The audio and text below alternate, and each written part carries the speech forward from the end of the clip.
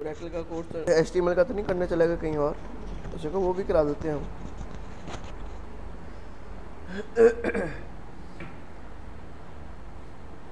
अच्छा, last lecture में कोई प्रॉब्लम आया हो?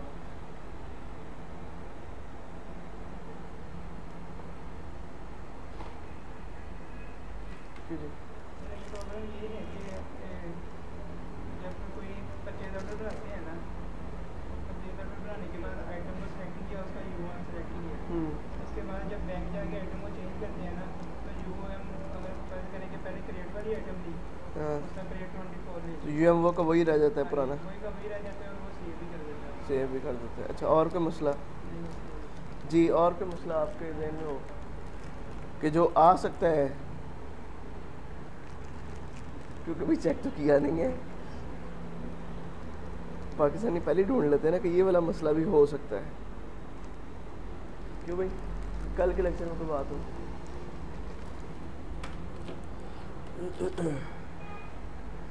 अच्छा जी, अपडेट के ट्रिगर में कोई मसला हो, ओल्ड न्यू वैल्यूज़ में कोई मसला हो? क्लियर हो गया? चलो। ये बड़ा मुश्किल कॉन्सेप्ट होते हैं, आपको क्लियर है वो? हाँ जी। ओल्ड न्यू, चलो तो। अच्छा, जो आपने क्वेश्चन किया उसका हल तो ये है कि आइटम कोड के F11 वैलिडेट पर की नेक्स्ट आइटम में एक वैलिडेट भी होगा। सर की नेक्स्ट ही लगा हुआ है इस पर, की नेक्स्ट पे भी लगा सकते हैं।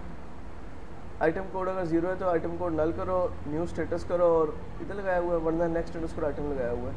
ठीक है ना? तो यहाँ पे हम लगा सकते हैं कि यूएम को नल कर दो और Q2P सेट को नल कर दो, colon UOM colon equal to null colon QTYP set colon equal to, जहाँ हमने नेक्स्ट आइटम का लगाया ना उसको, वहाँ उसको नल कर दें।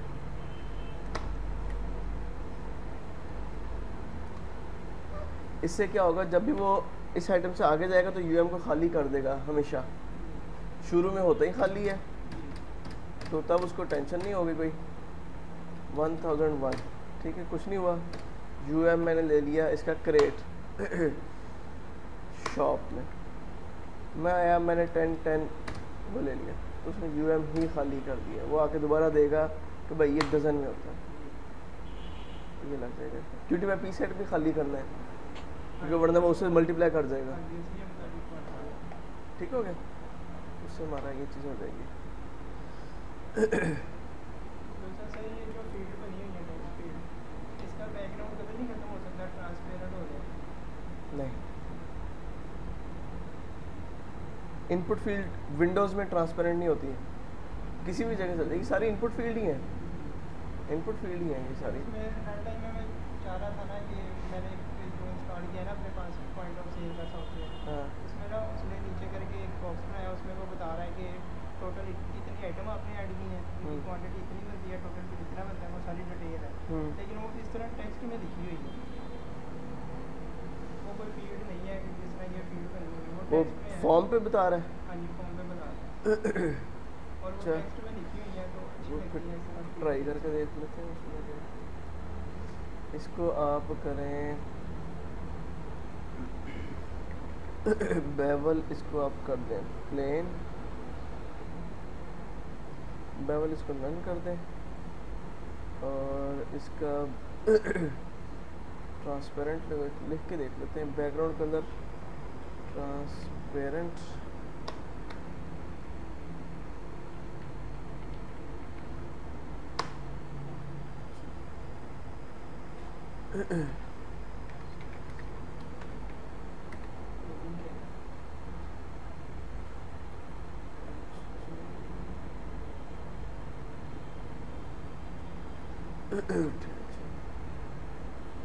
इस तरह हो जाएगा इसका ना, यहाँ से कलर मिट जाएगा, मेरे ख्याल से मिट भी जाएगा। अगर बैकग्राउंड ट्रांसपेरेंट हो जाए ना, तो वो नीचे वाली चीज़ फिर इसमें देखते हैं, फोरग्राउंड अनस्पेसिफाइड, ठीक हो गया। इसको हम कर देते हैं बैकग्राउंड प्लेन कर दें।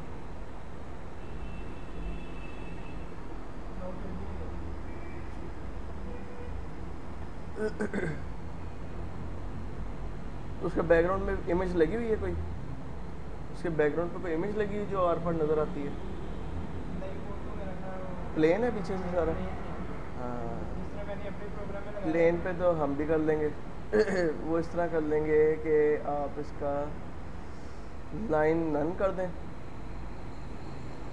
तो इसमें ये भी होता है बाज़ का नीचे आ जाता है, इससे घबराना नहीं है। लाइन इसकी आप नन कर दें। तो ये देखें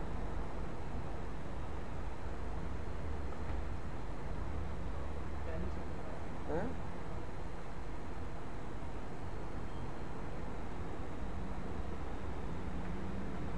ये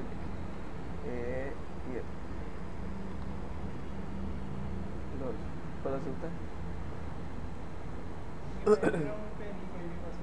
बैकग्राउंड वाइट देंगे, जो आपका बैकग्राउंड कलर है पीछे वो दे दें, वो फिर वहाँ पे ले जाएगा। वरना अगर आपने तस्वीर लगाई हुई है ना पीछे, मिसाल के तौर पे ये कलरफुल तस्वीर है, इसका हल हमारे पास ये होता है कि आप यहाँ पे बना लें एक बॉक्स ऐसे, और इसको रख दें इसके ऊपर ऐसे।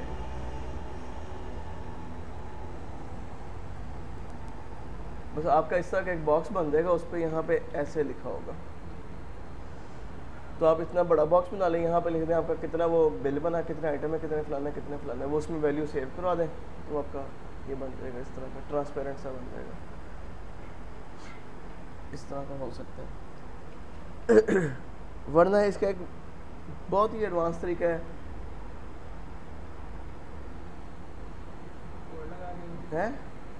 हाँ कोडिंग लगा के, वो तरीका आपको वो पता क्या तरीका है? वो तरीका ये है कि आप इस फील्ड को पकड़ के ले आए हैं इधर, ये उड़ा देता हूँ। इस फील्ड को आप करें छोटा,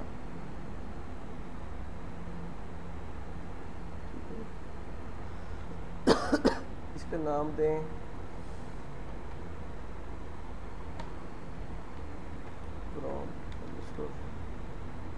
ये, चलो बिल टाइटल, ठीक हो गया।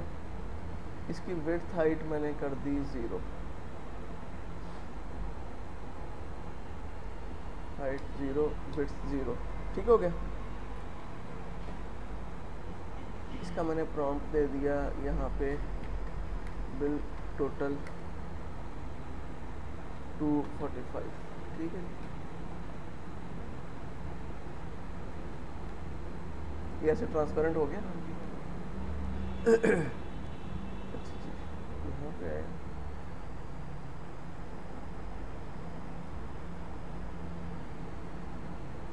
ये बटन बना लिया। ये हमारे पास बिल टाइटल है ना, तो सेट टाइटल, ठीक है। When button pressed, set item underscore property bill underscore total, bill underscore title prompt, this is new prompt।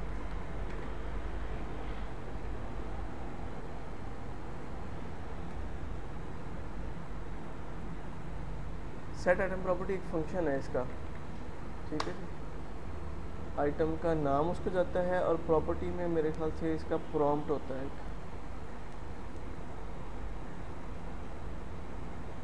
वो वीबी में तो नहीं देखा आपने, ए प्रॉम्प्ट डिस्प्ले स्टाइल,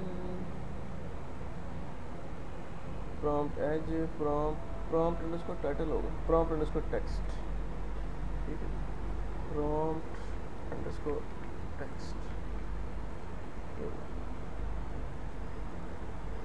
ये लिखा हुआ है, बदल गया। आप यहाँ पे अपने फिर वैलिडेट का या पोस्ट ब्लॉक का ट्रिगर लगाएं कि जैसे ही वो यहाँ से इधर आए तो इसका टोटल वो सेट कर दें। ये देखिए, ये भी आपको कर देते हैं अभी। इस फील्ड को आपने ये पकड़ी तो नहीं जानी फील्ड, क्योंकि 0 0 कर दिया ना मैंने उसको। इसको हम इधर ले आते हैं, तो आप इसके वैलिडेट रिकॉर्ड पे लगा दें copy, purchase D K one validate records,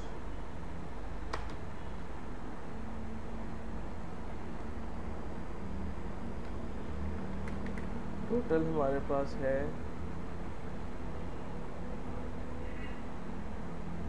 total bill, total bill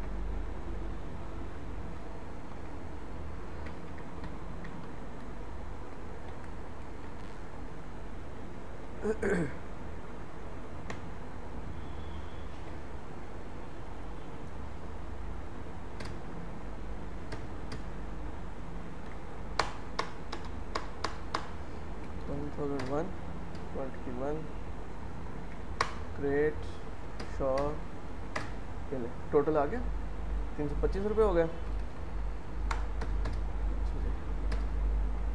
dozen shop total 1250 हो गए, 12-15 हो गए। तो आप इसकी जगह ये दिखा दें,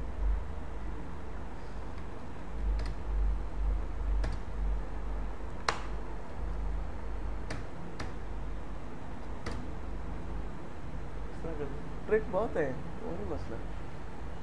ठीक है, आप यहाँ सारी फील्ड्स को उससे दिखा दे जो आपकी डिस्प्ले की हैं, वो ऐसे ही होगा जैसे टेक्स्ट है। ये अब आप यहाँ ले जाएं, कलर के पीछे ले जाएं, जहाँ मर्जी ले जाएं, ये ट्रांसपेरेंट है। ठीक,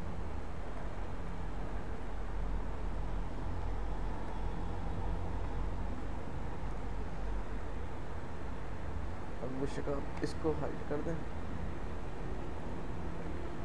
कैनवस नल,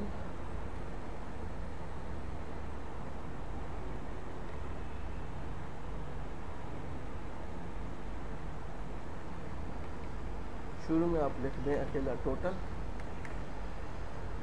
ठीक है जी,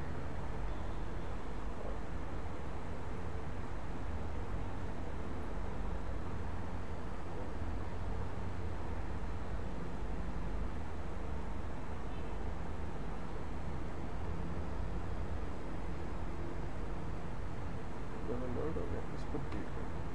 ठीक है, ये आपका वो चलना शुरू हो गया। लेकिन इसके फिर मसले हैं, देखिए जितना आप काम करेंगे ना उसके मसाइल आगे बहुत निकलते हैं। शेब भाई को तो बहुत एक्सपीरियंस है इन बातों का कि हर काम के आगे 2-3 मसाइल निकल आते हैं। मसला ये निकलेगा F8 पे, फिर आप ट्रिगर लगाएंगे, एक तो शिफ्ट F1 क्या आ गया जी, बिल टाइटल उसने कहा जी इनवैलिड आइडेंटिफायर। पहले तो इसको डेटाबेस आइटम नो करें आप, देखिए डिस्प्ले होगा,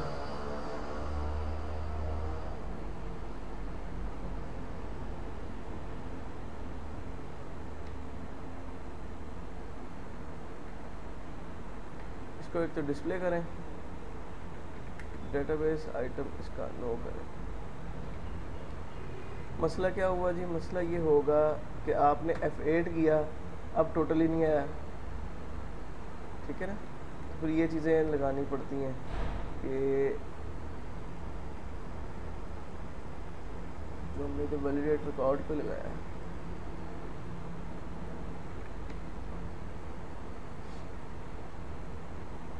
परचेज M के वन न्यू रिकॉर्ड इंस्टांस पे अगर लाइक क्यूरी हो तो ये भी सेट करें।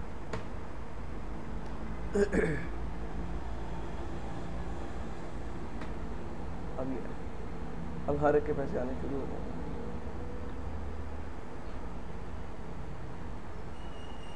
अब जब नया बिल बनेगा अब उसको खाली भी करना है, वो अब पिछले बिल का रह गया है तो इसको भी न्यू रिकॉर्ड इंस्टांस पे कहेंगे इसको खाली भी करो, मतलब वो चीज़ें, लेकिन बार लग गया इस तरह, वो आप लगा सकते हैं।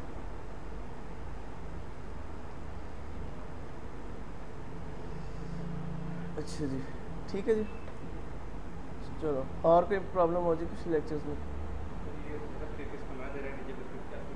हैं डिस्काउंट है ना, 30 रुपये डिस्काउंट हुआ है, 33-15 में से 30 निकालेंगे तो 32-85 रह जाएंगे। ठीक हो इस तरह वो चीज़ आप चलो। क्लियर, न्यू रिकॉर्ड इंस्टेंस खाली पे लगाना पड़ेगा।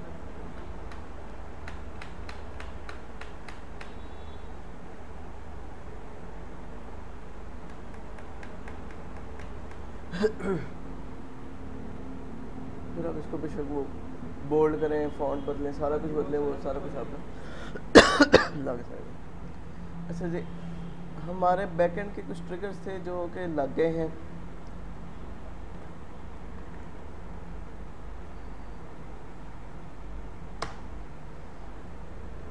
तो मेरे ख्याल से थोड़ा सा सेल फॉर्म शुरू करने की बजाय मैं आपको थोड़ा सा पिछले एंड पे ना 2-3 चीज़ें बनवा देता हूँ, ताकि सेल फॉर्म हम हफ्ते को कर लें। वो अख्तर भी आ जाएगा, इमरान भी आ जाएगा, वो चीज़ें उसमें हमारा थोड़ा उनकी लर्निंग हो जाएगी बेहतर ना। तो हम बैकएंड वाला काम जो हमने उसके बाद करना है वो हम पहले कर लेते हैं। अच्छा, कुछ चीज़ें अब बैकएंड पे हमारे लग गए हैं टेबल, और ये टेबल में हमारे पास डाटा भी आ गया, ठीक है ना, क्यूरी डाटा। तो ये चीज़ें हमारे पास बिल वगैरह बनने शुरू हो गए, ठीक है, ये डिटेल के भी बनने शुरू हो गए, ठीक हो गया। हमने एक व्यू बनाना सीखा था कि सेव्ड क्यूरी को हम व्यू कह देते हैं, ठीक है ना। जिस तरह हमने आइटम का एक कॉम्प्रिहेंसिव किस्म का व्यू बनाया हुआ है जिसमें हमारे पास सारी चीज़ें आ रही हैं उसकी। एक मसला जो हमारे पिछले ट्रिगर्स में रहता है वो ये है कि हमने अभी तक आइटम की करंट क्वांटिटी को नहीं छेड़ा।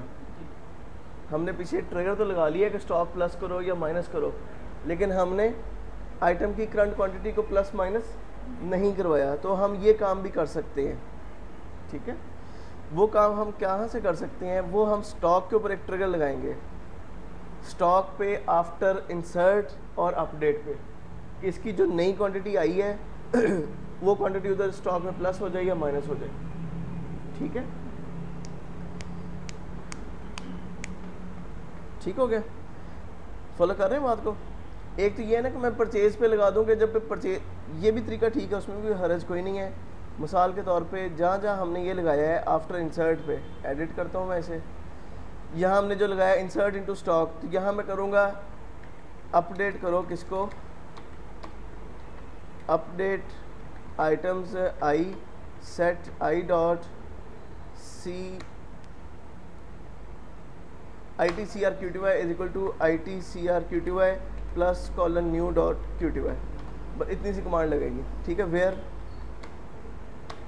Where I dot I T I D is equal to colon new dot I T I D, जिससे ये कमांड लग गई है, ठीक है ना। नहीं, आइटम में डब्ल्यू आई डी का कंसेप्ट नहीं ना है, वो आइटम का ओवरऑल स्टॉक है, करंट क्वांटिटी, जिससे हर पार्टी का एक करंट बैलेंस होता है, ठीक है ना। तो वो हम यहाँ पे भी लगा सकते हैं, बल्कि परचेज के केस में दोनों पे लगना है ना, तो हम इन दोनों के एंड पे लगा लेते हैं। इसमें न्यू क्वांटिटी प्लस हो गई, और रिटर्न के केस में हम क्वांटिटी को यहाँ से माइनस कर देंगे। तो हम ये काम भी लगा सकते हैं। ये फिर हमारा इंसर्ट पे लग गया। इसी तरह हम डिलीट पे लगा लेते हैं, ठीक है जी, डिलीट पे ये ओल्ड जितनी क्वांटिटी वहाँ माइनस हो रही है उतनी ही हमने इधर कर देनी है। ऐसी अपडेट आइटम सेट जो उसने किया वही हम कर देना है इधर, minus old dot Q T Y. Return क्या है, तो इसने इंसर्ट किया है, तो किस में डाली है, अच्छा परचेज के केस में इंसर्ट हो रहा है, रिटर्न के केस में इंसर्ट हो रहा है ना, तो प्लस हो जाएगा कितनी, ओल्ड क्वांटिटी से, ठीक है। और वरना ये अपडेट हो रहा है प्लस ही होना है, इसने, इसका मतलब हम इसको इकट्ठा भी लगा लेंगे तब भी कोई हर्ज नहीं है। रिटर्न के केस में उसने प्लस होना है ओल्ड से। फ़र्क समझ आया, दोनों पे अलग बारी बारी जो लगाना था मैंने रिटर्न पे पूरे पे लगा दिया, ये इसके ऊपर लगा दिया ना, ये इफ़ यहाँ से ख़त्म हो गया तो उसमें माइनस करवा दिया, इसमें प्लस करवा दिया, ठीक है। ये डिलीट का भी हो गया हमारे पास। Update of Q T Y इसके ऊपर लगा दें। अगर परचेज हो रहा है तो डिफ क्यू टी वाई प्लस हो रही है, ठीक है ना, परचेज हो रहा है तो डिफ क्यू टी वाई प्लस हो रही है, तो हम भी यहाँ लगा देते हैं colon plus V underscore diff Q T Y. बढ़ना हुआ बढ़ जाएगा, कम होना हुआ हो जाएगा। Where I T I D is equal to old, इसने ओल्ड के साथ किया, हम भी ओल्ड के साथ कर लेंगे, ठीक हो गया। और इसने यहाँ पे माइनस किया डिफ क्यू टी वाई को, हम भी यहाँ पे माइनस कर लेते हैं V underscore diff Q T Y को, where I T is equal to old. इस तरह आ गया, डिलीट पे ओल्ड लगा दिया मैंने, ये यहाँ ओल्ड लगना था, डिलीट पे ओल्ड वैल्यूज चलती है। ठीक हो गया, ये काम हो गया। बाकी वेयर हाउस ट्रांसफ़र के ऊपर हमें कोई चीज़ की ज़रूरत नहीं है, क्योंकि गोदाम से गोदाम बदलेगा तो वो करंट क्वांटिटी हमारी उतनी की उतनी ही रहेगी, एक तरफ से निकलेगी दूसरी तरफ शिफ्ट हो जाएगी। ठीक हो गया, तो वो हमारे पास ये गोदाम पे भी हमने क्वांटिटी ऐड की है कहीं पे। अच्छा इधर देख लेते हैं, यहाँ पे भी क्वांटिटी माइनस की है, न्यू क्वांटिटी माइनस कर दी है और दोबारा न्यू क्वांटिटी उसमें जाके प्लस कर दी है, बस ठीक है।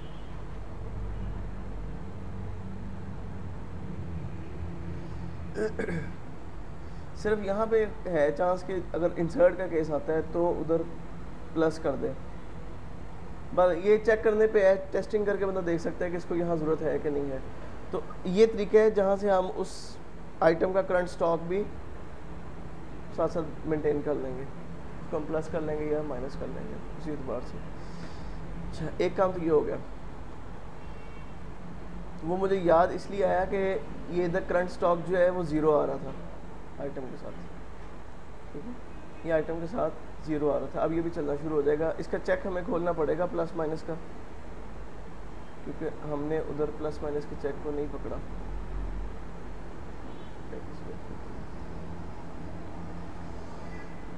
अच्छा ये व्यू बना हुआ है हमारा, इसी तरह जो है ना हम अपने परचेज़ के व्यू बनाएंगे अब। ठीक है, परचेज़ के व्यू बनाएंगे।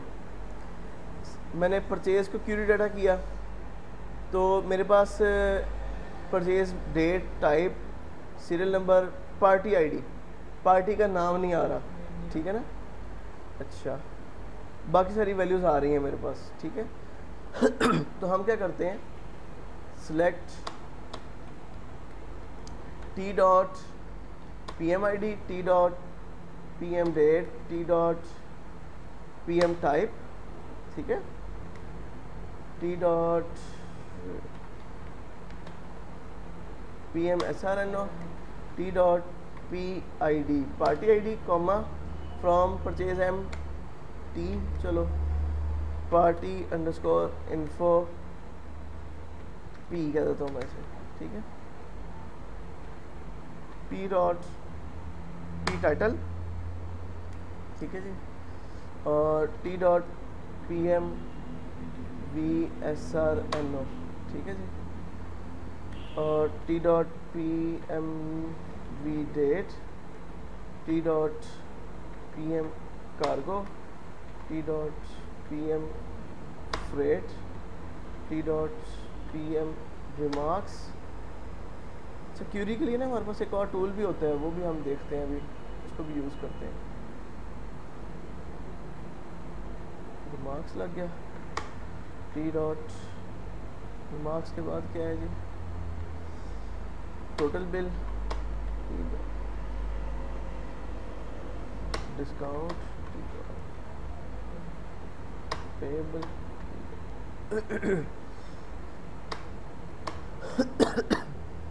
Game balance. ठीक है जी, from party T where T dot P I D is equal to P dot P I D. Purchase में जो पार्टी आई डी वो पार्टी के पार्टी आई डी से मैच कर देगा। ऑर्डर बाय टी डॉट, अब ये हमारी ऑर्डर बाय है, हम टाइप वाइज ऑर्डर बाय कर लें, डेट वाइज कर लें। T dot P M type से ऑर्डर बाय हो, उसके बाद T dot P M date से ऑर्डर बाय हो जाए। ठीक है, तो इस तरह भी हो सकता है, वरना डेट को हम पहले लेके जाएंगे, क्योंकि आम तौर पे बिज़नेस में रूल ये होता है कि एक दिन की एंट्रीज इकट्ठी हो जाती हैं। डेट से असेंडिंग और टाइप से, इसको मैं डिसेंडिंग लगा देता हूँ और इसको असेंडिंग, इसको ऐसे किया। ये देखें अब मेरे पास ये सारा आ गया, ये ABC डिस्ट्रीब्यूटर से लिया हुआ हमने सारा। ठीक है, ये मेरे पास एक बन गई, क्यूरी बन गई। इसको मैं क्रिएट और replace view V underscore purchase M, purchase M का, या इसको मैं परचेज समरी भी कह लेते होते हैं, परचेज मास्टर भी कह लेते होते हैं, परचेज एम भी कह लें, वी एंड उसका परचेज एम एज F8। तो ये वी परचेज एम एक बन गया हमारे पास, ठीक हो गया। इसी तरह हम एक बनाएंगे इसका परचेज डी का, इधर मैं लेके आया इसको ये भी एक तरीका होता है इसमें, परचेज डी को सिलेक्ट किया, इसको मैंने यहाँ लिख दिया सिलेक्ट लगाओ, सिलेक्ट इसकी क्या लगाओ, सिलेक्ट लगाओ, तो वो सिलेक्ट में ये सारा कुछ लिख देगा इसका, select P D I D फलाना फलाना फलाना परचेज डी, ठीक है। तो इसको साथ हम जोड़ते हैं वी अंडरस्कोर आइटम्स आई से, ठीक है। वेयर इसको मैं कह देता हूँ P D, where P D dot I T I D is equal to I dot I T I D हो गया, और इसको मैंने कह दिया P D dot I T I D, क्योंकि आई टी आई डी दोनों तरफ है इसलिए वो इस तरह हो रहा है, ठीक है। तो यहाँ मेरे पास आई टी आई डी आ गई, अब मैं यहाँ पे उसका नाम उठवा लेता हूँ, आई डॉट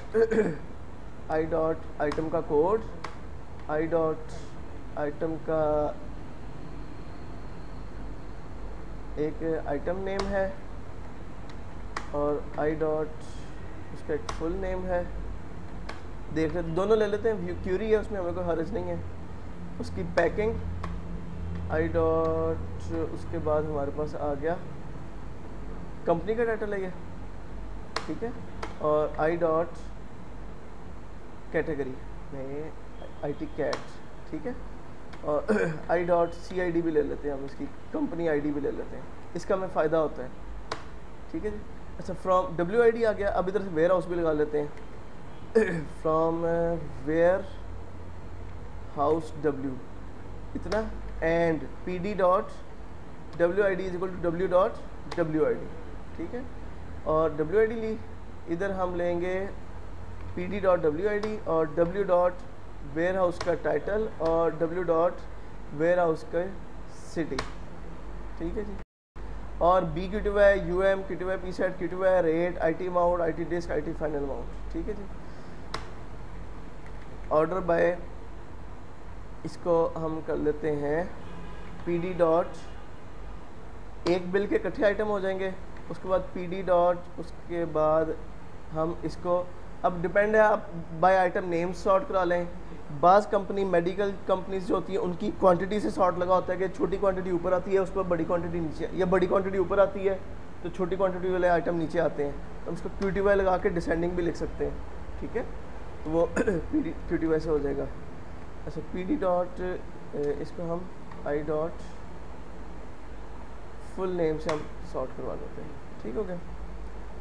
इसको F8 किया, ये देखें अब मेरे पास परचेज डिटेल की भी सारी इन्फॉर्मेशन आ गई, उसकी P D I D, P M I D, I T I D, item code, item का नाम, उसका फुल नेम, ठीक है, उसकी पैकिंग, ठीक है, उसकी कंपनी का टाइटल, उसकी category drinks and ice cream food. अब मैं रिपोर्टिंग में इसको यूज़ कर सकता हूँ कि सिर्फ बेबी केयर की आइटम जो मैंने परचेज़ की वो दिखाओ, जो जॉनसन बेबी केयर कंपनी है उसकी दिखाओ, पंजाब बेवरेजेस की दिखाओ, मिसलिनियस में दिखा दो, ठीक है ना, किसी भी कंपनी का मैं कैटेगरी का निकाल सकता हूँ। अब जो सिर्फ शॉप पे पड़ी हो वो दिखा दो, जो सिर्फ सेकंड स्टोर पे पड़ी हो वो दिखा दो, मेरे फैसलाबाद वाले स्टोर में कितना स्टॉक पड़ा हुआ है वो सिर्फ FSD का लग जाएगा, ठीक है।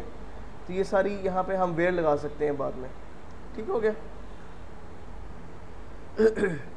तो इसको भी हम करते हैं क्रिएट और रिप्लेस पे आया, क्रिएट और replace view V underscore purchase underscore D as, ये भी व्यू बन गया। अब एक हम व्यू बनाते हैं जो इन दोनों व्यूज को आपस में जोड़ देगा, बिल को भी और आइटम को भी, ठीक है।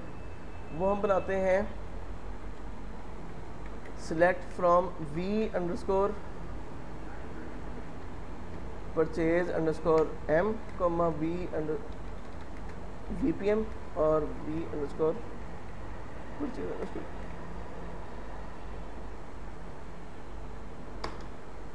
सेलेक्ट VPM डॉट, इसके साथ PM ही लगा हुआ ना हर एक में, हाँ VPM dot asterisk comma VPD dot asterisk from इतना where VPD dot PMID is equal to VPM dot PMID। ठीक हो गया, सारा कुछ आ गया मेरे पास। क्रिएट और replace view V underscore purchase details, V purchase details का मेरा एक बन गया। ठीक है, एज डुप्लीकेट कॉलम नेम। ठीक है जी, इसको हम करेंगे PMID का मसला आ रहा होगा। जो मेरे पास है PMID, इसमें आइटम थोड़े हैं, चलो इसका भी हम हल कर लेते हैं। इसको भी मैं कहता हूँ सेलेक्ट लगा दो, और इसको भी मैं कहता हूँ सेलेक्ट लगा दो। कट किया, पेस्ट कर दिया, और VPM.PMID एज मास्ट M PMID। ठीक है, और VPD.static ले लें, इस तरह ले लें, ये भी ठीक है, एक का लगा लें सिर्फ। ठीक है जी। मैंने उसके ऊपर वाले के कॉलम ले लिए सारे, और नीचे वाले का स्टैटिक लगा दिया। अब मेरा व्यू बन गया सारा है।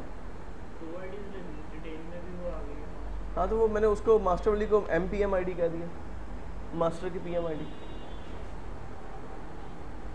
वो कॉलम का नाम एलियासिस ही दिया ना, उसका नाम बदला है ताकि वो कॉन्फ्लिक्ट ना करे, वरना आप यहाँ बेशक वो PMID ले ही ना, आप ये कहना चाह रहे हैं वो PMID बेशक ले भी ना, तब भी ठीक है। आप हाँ, वो एक आ गई तब भी ठीक है, इस तरह कर दें तब भी ठीक है। तो इसको आप बंद कर दें। अब इसको अब आप एडिट करेंगे ना, ये खुद ही स्टैटिक की जगह खुद ही आइटम लिख देता होता है। इसका ये फ़ायदा है, हमने देखे स्टैटिक लिखा था, उसने पूरे आइटम खुद लिख दिए डबल कोड के साथ, उससे सारे ये खुद ही बना दिया। ठीक है ना, तो ये हमारा बन गया। इसको अगर हम क्यूरी डाटा करें तो इसमें मास्टर और डिटेल दोनों मिलके बिमा पार्टी इन्फो, इसमें पार्टी इन्फो भी आ गई है, एक आ गई पार्टी इन्फो है।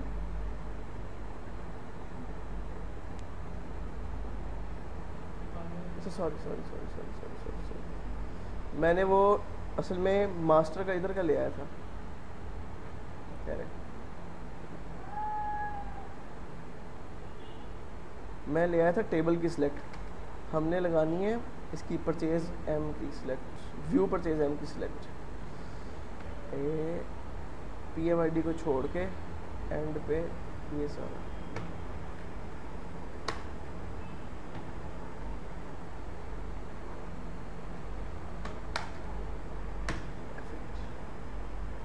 ठीक है, इसको अब एडिट करें, इसको पकड़ के ब्यूटीफाई कर दें, दोबारा फेड कर दें इसको, और क्यूरी डाटा करते हैं। तो ये हमारे पास पार्टी का टाइटल भी आ गया। ठीक है जी, और यहाँ मेरे पास आइटम ID भी आ गई, आइटम के कोड, नाम, कंपनी, पैकिंग, सारा कुछ आ गया। अब इस पूरे व्यू के ऊपर मैं अपनी वेयर क्लास लगा सकता हूँ कि शॉप वाली आइटम दिखा दो, फलानी आइटम कब कब परचेज हुई वो दिखा दो। ठीक है ना, फलानी कैटेगरी की सिर्फ परचेज दिखा दो। ठीक है, फलानी पार्टी की परचेज दिखा दो, फलानी डेट से फलानी डेट तक की परचेज दिखा दो। वो जितनी वेयर है वो सारी हमारी अब यहाँ पे लग जाएगी। ठीक है ना। तो ये हमारे पास ऑप्शन इसमें आ जाती है। इसमें अमाउंट वाइज जिसकी फाइनल अमाउंट इतनी ग्रेटर हो रही हो वो दिखा दो। इसके ऊपर अब हम समरी भी बना लेते हैं। ठीक है ना। अच्छा, ये बन गया हमारे पास। अच्छा, व्यू परचेज M के ऊपर हम एक समरी रिपोर्ट भी बना लेते होते हैं। वो हम क्या बनाते हैं, समरी क्रिएट और replace view V underscore purchase underscore summary as select from V underscore purchase underscore M VPN। ये देखिए अब मैं क्या करने लगा हूँ। अब हम ग्रुप बाय के फंक्शन यूज़ करेंगे, सम यूज़ करेंगे। हम कहते हैं जी कि VPM.PM डेट लो, VPM.PM टाइप लो, और सम और क्या है VPM डॉट SRNO नहीं लेंगे क्योंकि हर बिल का अलग होता है, कम टाइटल भी नहीं लेंगे, हम डे वाइज समरी निकाल रहे हैं, ठीक है। हाँ चलो सम करो VPM डॉट किसका जी, टोटल बिल का, PM टोटल बिल का, इसको हम कहेंगे टोटल अंडरस्कोर बिल, ठीक है। और सम लगाओ VPM डॉट PM डिस्काउंट का, इसको हम कहेंगे टोटल अंडरस्कोर डिस्काउंट। सम करो VPM डॉट पेएबल का, इसको हम करेंगे टोटल अंडरस्कोर पेएबल। और सम करो VPM डॉट कैश का, इसको हम कहेंगे टोटल अंडरस्कोर कैश। और सम करो VPM डॉट बैलेंस का, इसको हम कहेंगे total underscore balance from VPM purchase M। अच्छा जी, इसको हम करेंगे group by VPM dot PM date और VPM डॉट PM टाइप, ठीक है जी। Order by VPM dot PM date और VPM डॉट PM टाइम, मेरे ख्याल से लगा हुआ पीछे, उसकी ज़रूरत नहीं पड़ेगी हमें, ठीक है। इसको मैंने F8 दबा दिया, ये मेरा व्यू बन गया, व्यू परचेज समरी बन गया अब, ठीक है। इसको अब मैं क्यूरी डाटा करूँगा तो ये देखिए, ये मेरे पास एक एक दिन की सेल आ जाएगी। 24/9/2013 को परचेज हुआ, टोटल कितनी परचेज हुई है, 24 तारीख को इतनी हुई है, 25 को इतनी हुई है, 26 को इतनी हुई है, 26 को रिटर्न मेरी इतनी हुई है, ठीक है। 27 को रिटर्न इतनी हुई है, 29 को इतनी परचेज हुई है, 29 को इतनी रिटर्न हुई है, 30 को इतनी परचेज हुई है। ये एक दिन की एक टाइप वाइज आपके पास समरी आ गई है, ठीक हो गया। तो ये हमारे पास टोटल कैश आ जाएगा, टोटल बैलेंस आ जाएगा। इसके ऊपर अब हम रिपोर्टें बनाएंगे आगे कि हमारे डे वाइज समरी निकालो, रिटर्न की समरी निकालो, परचेज की समरी निकालो, ठीक है ना। तो ये चीज़ें इसमें बन जाती हैं। अच्छा, इसमें हम एक और काम भी कर सकते हैं, इस पर हम लगा सकते हैं डी कोड। डी कोड करो VPM डॉट PM टाइप को, अगर तो वो है परचेज तो ऐसे ही ले लो, वरना -1 इंटू सम ऑफ ये ले लो, ठीक है। इसको मैंने कहा टोटल बिल का होगा। इसका देखिए फ़ायदा क्या होगा। अब जो होगा ना, जो मेरे पास रिटर्न के बिल होंगे ना वो मनफी में आ जाएंगे, जो रिटर्न के बिल हैं वो मनफी में आ गए। तो अब मैं डायरेक्ट इसका सम लगाऊंगा ना तो मुझे पता चल जाएगा ओवरऑल मैंने कितने की परचेजेस कर ली हैं। मैं इसका सम लगाऊंगा ना तो मैंने 11,260 की टोटल परचेजेस की हैं, रिटर्न निकाल दी। या मैंने इसी तरह मैं कैश के ऊपर लगा लेता हूँ, तो वो होगा कि मैंने टोटल कैश कितना दे दिया है रिटर्न का वापस लेने के बाद, मेरे ये समरी रिपोर्टें बन रही, इन्फॉर्मेशन में इजाफा हो रहा है मेरे, ठीक है ना। तो वो हम डेट वाइज सारा कुछ लगा सकते हैं। जब हम सेल की बनाते हैं ना तो इस तरह सेल की भी हमें डे वाइज समरी निकल आती है कि मेरी आज के दिन की सेल कितनी हुई है, रिटर्न कितनी हुई है और सेल कितनी हुई है, तो नेट इफेक्ट मेरा कितना आ रहा है। तो ये जितने व्यू मैंने परचेज के बनाए हैं इसी तरह इतने व्यू सेल के भी बन जाएंगे, ठीक हो गया ना। तो टाइप वाइज यहाँ पे ये चीज़ डी कोड के साथ लग। अब इसको हमने व्यू में बना लिया, अब हमें बार बार ये लंबी चौड़ी क्यूरीज नहीं लिखनी पड़ेगी, व्यू को यूज़ कर, रिपोर्टों में भी हम व्यू ही यूज़ करेंगे सारे, ठीक हो गया ना। इधर भी हम डी कोड लगा लेंगे, डी कोड। ये अब वो एसक्यूएल आपकी सारी दोबारा चलेगी जो आप पहले पढ़ के आए हुए हैं। PM टाइप, अगर ये परचेज, अच्छा इसको अपर लगाना चाहेंगे तो हम अपर लगा सकते हैं, वरना अगर आप शॉर्ट हैं तो आप ऐसे भी यूज़ कर सकते हैं, else -1 into sum of discount, ठीक हो गया। मैं इसी को ले आता हूँ अंदर, वो चेंज कर देते हैं।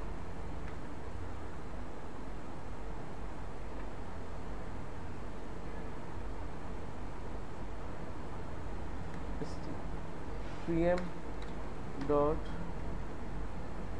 PM पेएबल डॉट PM_payable, ठीक हो गया। इसको PM कैश और इधर भी हम कर देंगे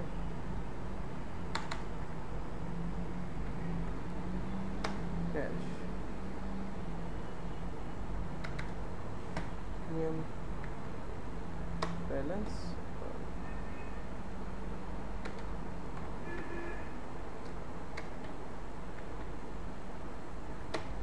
ठीक है, F8 कर दिया। इस क्यूरी को पकड़ा, ये हो गया क्यूरी। ये मेरे पास सारे वो प्लस माइनस के साथ आ चुके हैं। ये क्या, इसमें भी माइनस दिखा रहा है, परचेज में भी आगे उलट तो नहीं लग गया? परचेज स्पेलिंग तो नहीं गलत हो गए? PRCHASE,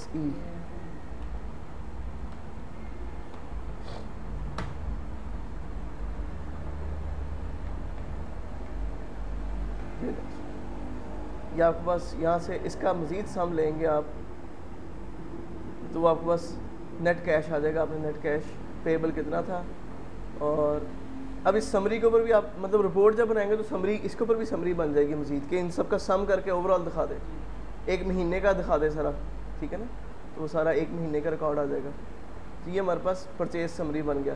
purchase summary, purchase detail और इनका अलग अलग अपना मास्टर और डिटेल का व्यू और व्यू आइटम बन गया, ठीक है। इसी तरह अब हम स्टॉक का बना लेते हैं व्यू, ठीक है। स्टॉक का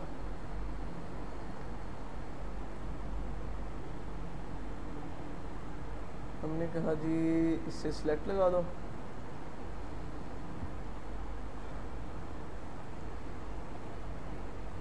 select stid itid from stock s comma v underscore items vi where s dot itid is equal to vi dot itid, और यहाँ हम वेयर हाउस भी ले लेते हैं, warehouse w and s dot wid is equal to w dot wid। यहाँ पे हम लगा देंगे s dot itid, s dot W I D. यहाँ पर अब हम लगाएंगे वी आई डॉट आइटम का code, V I dot item का name, V I dot full name, V I dot packing, V I dot, ये देखिए ये भी अब कंपनी वाइज स्टॉक निकल आएगा आपका, कैटेगरी वाइज स्टॉक निकल आएगा आपका। वो कैटेगरी वाइज परचेज निकल रही थी, category wise company wise sale purchase थी। So V I dot category आ गया और इसकी हमने करंट क्वांटिटी और V I dot C I D ले लिया हमने, सी आई डी, ठीक है जी। S dot W I D और S dot W dot W title, W dot W city quantity, ऐसे हो गया। क्रिएट और replace view V underscore stock S, ठीक हो गया। Order by S dot I D wise कर लेंगे, V I dot item name से कर लें और डब्ल्यू डॉट डब्ल्यू टाइटल से कर लें, ठीक है जी। तो ये हमारे पास व्यू ऑफ स्टॉक बन गया, ठीक। ये हमारे पास अब सारे आइटम भी आ गए और उनका ये WID भी आ गया और ये क्वांटिटी भी आ गई हमारे पास, कितनी कितनी उसकी क्वांटिटी इस वक्त करंट स्टैंड कर रही है डिफरेंट शॉप और वेयर हाउस में, ठीक है। तो हम इसके ऊपर समरी भी बना सकते हैं कि वेयर हाउस निकाल दें आइटम की करंट स्टॉक रिपोर्ट, ठीक है, वो इसके ऊपर समरी बन जाएगी। सिलेक्ट, शेब भाई उदास तो नहीं हो गए, बोर तो नहीं हो गए कहीं? ये तो क्यूरी वाला काम शुरू हो गया। हम क्या करते हैं, select S dot S T I D नहीं लेंगे, आई टी आई डी ले लेंगे, code name full packing C title category current quantity ले लेंगे। चलो इसको निकाल देते हैं फ़िलहाल। C I D W I D निकाल देंगे, W title W C T निकाल देंगे और हम क्या करेंगे, सम ऑफ QTY लेके इसको कहेंगे CR QTY, ठीक है, या करंट स्टॉक कर दें CR stock, current stock, last in last out, ये सारा ख़त्म हो जाएगा, ठीक है। तो नोट अ ग्रुप बाय, अब इन सारों को हम ले लेंगे ग्रुप बाय इन सारों से। यह मेरा सिर्फ आइटम का स्टॉक आ गया, ठीक है जी। ये देखिए, ये आइटम का कोड आ गया, आइटम आईडी आ गई, कोड आ गया, नाम आ गया और फुल नेम आ गया, और ये उसका करंट स्टॉक आना शुरू हो गया, प्लस माइनस हो के ओवरऑल गोदाम निकाल दिया हमने बीच में से, ठीक है ना। तो मैंने सम लगा दिया क्वांटिटी का, गोदाम निकाल दिया और क्वांटिटी का सम निकाल दिया। तो ये जितने आइटम होंगे उतने रिकॉर्ड आएंगे और आपके पास ये उसका स्टॉक, करंट स्टॉक आ जाएगा पूरे आइटम का, ठीक है। इसको हम लगा देते हैं order by A item underscore name, ठीक है। आइटम अंडरस्कोर नेम में जे आता है पहले, IJKLMNOP, ठीक है। ये चीज़ें हमारे पास आ गई।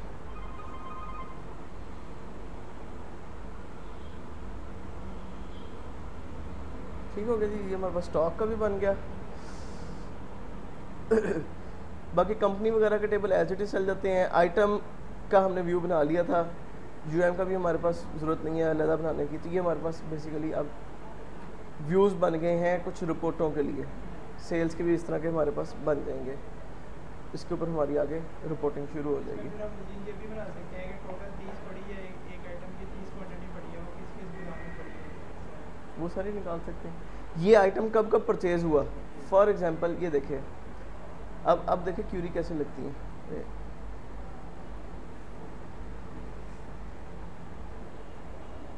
रीसेट नहीं होता,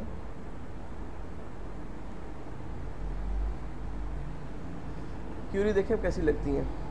मैं कहता हूँ select asterisk from V underscore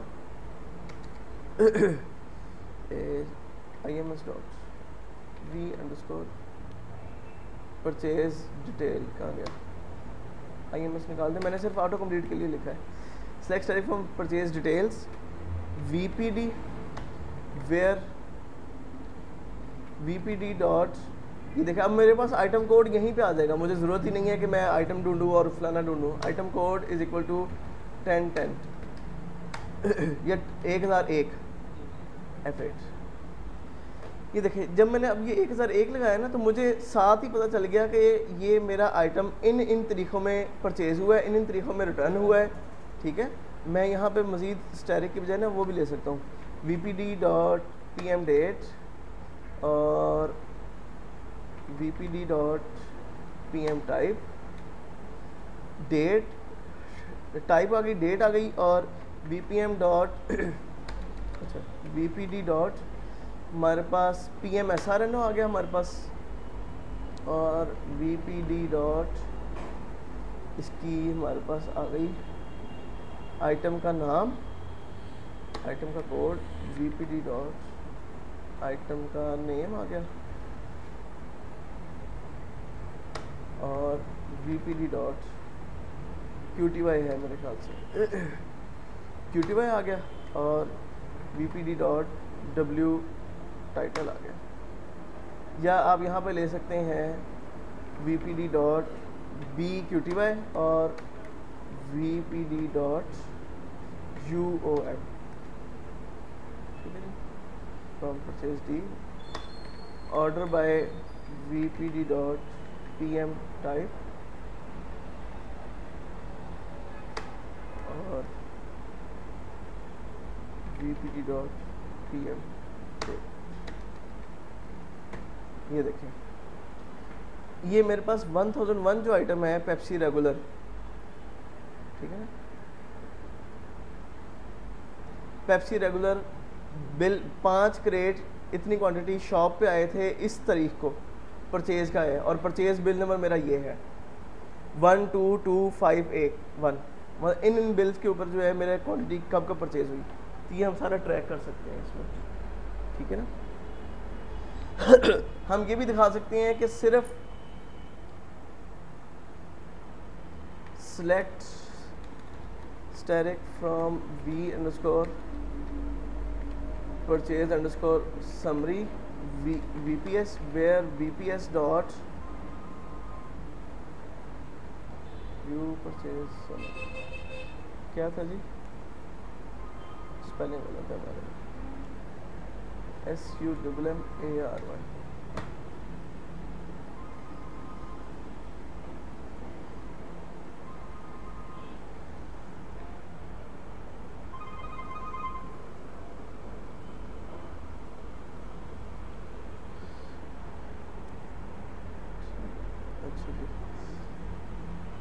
where vps dot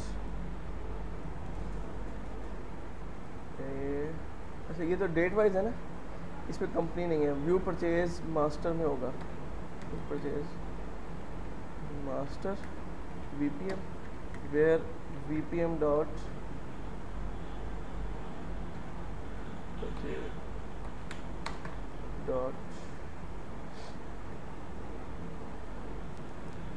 कहाँ है कंपनी, सी टाइटल कहाँ गया हमारा, अच्छा ये व्यू परचेज डिटेल्स है, सी title like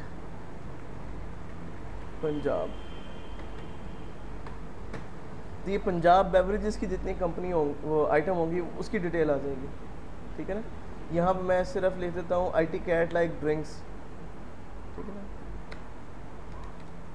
VPM dot IT cat like drink, वो सिर्फ ड्रिंक्स की आ जाएगी, ड्रिंक्स आपने कब कब परचेज़ की हैं, ठीक है ना, सिर्फ उस कैटेगरी की आ जाएंगी। तो वे W टाइटल लाइक इतना उस वेयर हाउस की आ जाएंगी, डिफरेंट आप चीज़ें इसमें लगा सकते हैं, ठीक हो गया जी। आसान है, आज के लेक्चर आसान थे काफ़ी। कोई क्वेश्चन हो किसी को?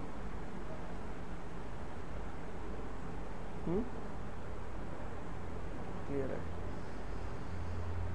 चलो। हमारा एक स्टॉक ट्रांसफ़र का भी रहता है मेरे ख्याल से, स्टॉक ट्रांसफ़र भी रहता है, वो भी इंशाल्लाह बना लेंगे। चलें, एक वीक के अंदर अंदर कोशिश करते हैं ये फॉर्म और ये बैकएंड वाला काम ख़त्म करें, उसके बाद रिपोर्टिंग शुरू कर दें। मेन फॉर्म एक बनाना है और मेन्यू बनाना है, रिपोर्टें बनानी है, ठीक हो गया जी। चलो